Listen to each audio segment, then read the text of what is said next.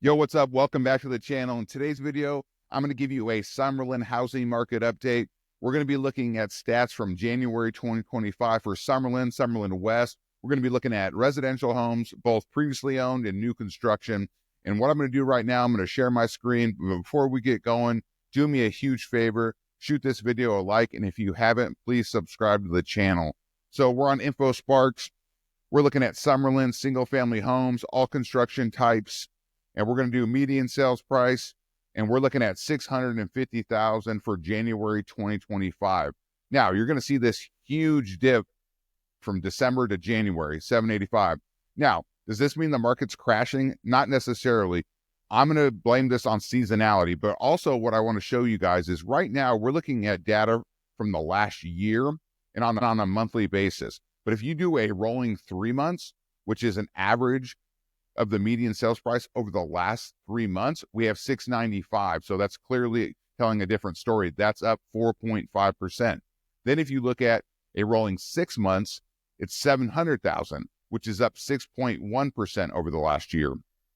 If we look at 12 months, we're at 705, which is a 10.3% increase over the last year. So sometimes when you see some crazy dip like this, it's good to kind of get an idea and maybe zoom out a little bit and see what's going on based on an average of the last 3, 6, and 12 months.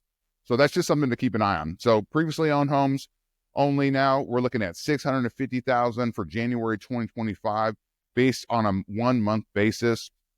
Then on the 3 months, we have $700,000, which is up 8.5%. Then on a 6 month average, we're at $700,000, which is up 8.5%. You can see here the dip not nearly as much. Then on a 12-month basis, we're at $700,000, which is up 14.8% over the last year, which is just in line with December 2024. So just something to keep an eye on sometimes. I'm going to start showing you guys the monthly, 3 month, 6 month, and 12-month average. That way we can get a better indication of what's going on. So now we're on new construction, single family homes for Summerlin. We're at 635, 680 for a median sales price. That's down 21% when you're just looking at this on a monthly basis. Then the rolling 12 months, we're at 679, 750, which is down 6.9%. Then a rolling 6 months has us just under $700,000 at 699, 469, down 3.3%. Then looking at the last 12 months average, we're at 739, 950, up 2.2%. All right, so we're going to go back to all construction types. Now we're going to go to days on market. So days on market is sitting at 28 for January 2025. I'm not going to go through the 3, 6, and 12. We're just going to jump right to the 12. You can see, depending on the different data points, there can be a big difference, which can tell a totally different story. Now let's go to previously owned. I'm going to bump this back first to monthly. Previously owned only 28. And then we're going to look at the 12-month, 16. So again, pretty big difference there. Go back up now. Let's look at new construction. 84 days on market, which is up 20% when you're looking at it just on a monthly basis. And then we go down here to the rolling 12 months, 29. So again, totally different story. So the reason for a lot of these differences too, and especially the drastic change in these differences for January 2025, is the seasonality aspect. We have the holidays during December. There's less buyers out there, so less things are happening. That is one of the biggest reasons why we're going to see these big discrepancies for January data. So we're going to go back up to all construction types. We're going to go to month supply, 2.7 months of inventory for January 2025. Now let's see how this compares on a rolling 3 months, 2.8. So what were we at? We were at 2.7. So 2.8. 6 months, 2.9, and 12 months, 2.5. So less of a difference there for month supply. That was for all construction types. Now we're going to go to previously owned, 2.7, 2.9, 3.0, 2.6. So data there kind of up and down. All right, so let's jump to new construction now. Monthly 1.9, rolling 3 months 1.5, rolling 6 months 1.5, and rolling 12 months 1.5. So pretty even there. All right, so let's go up to all construction types again.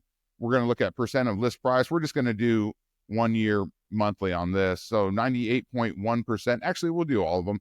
98.1% for all construction types. 98.1 for 3 months. 98.3 for 6 months of data average.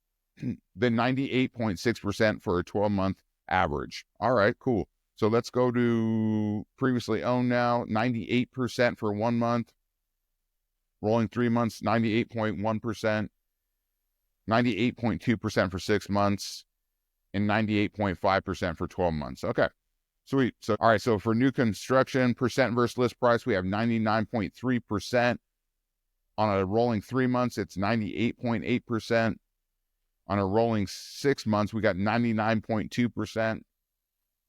And then we have 99.1% for a 12 months. So 12 months, of course, a little bit higher on the percent versus list price. All right, so something else I wanted to show you guys. We're going to go back to all construction types. We're going to look at Summerlin, and we're going to look at the closed sales. So we had 137 closed sales for single family, all construction types in January 2025.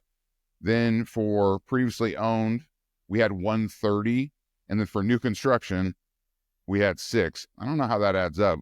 130 plus 6 is 136, right? And then we go here, it's 137. Interesting. I don't know about InfoSparks math, but apparently, I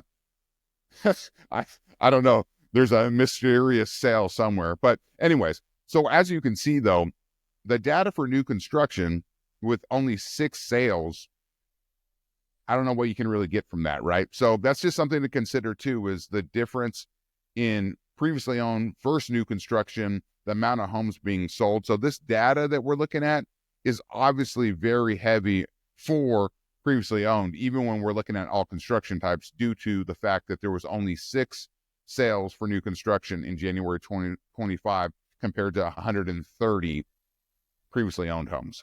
So we're going to start looking at that data as well, the closed sales. I'm guessing that for new construction, the closed sales will be inching up each month this year, especially with more inventory coming onto the market. And yeah, it's going to take a few months to really see that click. But, you know, things like Edgewood, Alton Park, Ashland, those are going to take a few months to really get going and get finished and start seeing those sales. But we still have plenty going on in Kestrel, Quail Cove, Ravenscrest pretty soon. So this closed sales stat is something I'm going to add to the market updates, because I think it actually tells a pretty good story of what's going on, what's being sold in Summerlin West. And I also think that for new construction, it's sitting at 6. Obviously, there was 11 in December 2024, but if you go back to like August, there was 20. So clearly, there's just not as many new construction sales as previously owned sales going on. But let's keep an eye on this number, as it's going to inch back up as we head into the spring and the summertime. But again, let's just keep an eye on it, especially with the new inventory in Grand Park. Eventually, we're going to be seeing some of those closings happen. So anyways, guys, that's all I have. Thanks for tuning in to another Summerlin housing market update. If you were down with this video, if you got any value from this video, please shoot it a like. And if you haven't, please subscribe to the channel, and I'm going to catch you on the next one.